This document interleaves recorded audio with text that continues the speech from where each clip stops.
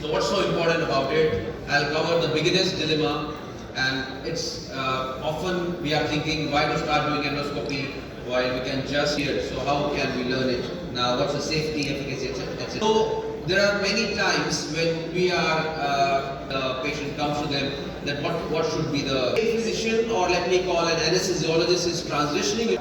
So there is always an inherent here, and before actually reference is one,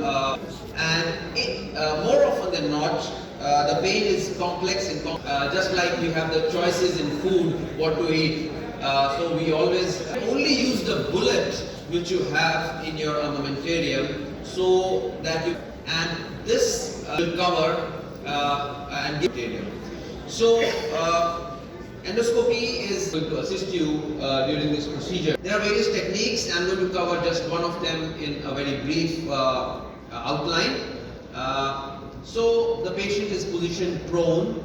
You do a set of marking way that you reach the intended fragment of the procedure done. After that, you are just going to put using a technique which is simulation.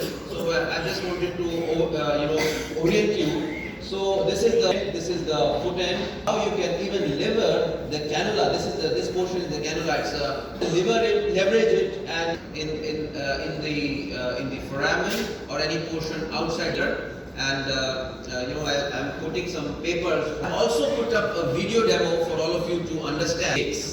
क्या फर्क पड़ता है, as we call it in our local dialect. And let procedure in which you can see that this outer structure, and we enter through the safe zone, and this line you can see this green line. Some of the papers, and they are not new papers, they are quite well established. This was 12, and satisfaction rate of the PELD group was significant. The mean operating time, the hospital stay with the initial cases is at 20. So this is not a new technique now. We have already got a data, and see there was a greater revision rate, but it was all recovery. So the literature is good efficacy with both open the surgeons. Many of the surgeons I am regularly teaching in my workshops, and I'm sure some of you here are doing that as well. So things like APLD, chemonucleolysis, microdiscectomy, microendoscopic discectomy, open discectomy, percutaneous endoscopic lumbar discectomy, that's the endoscopy which we are talking about. So this particular paper, it found only two techniques. They were having the lower intraoperative and postoperative complication rates, and endoscopy was one of them. The other one was laser disc compression. And if you see, there are we are nowadays doing the regular epidural injection. What bullet you want to add? You must have heard about this famous story. For a fair selection, everybody has to take a picture. There's a fish which climbs a tree. Actually, can fish fly?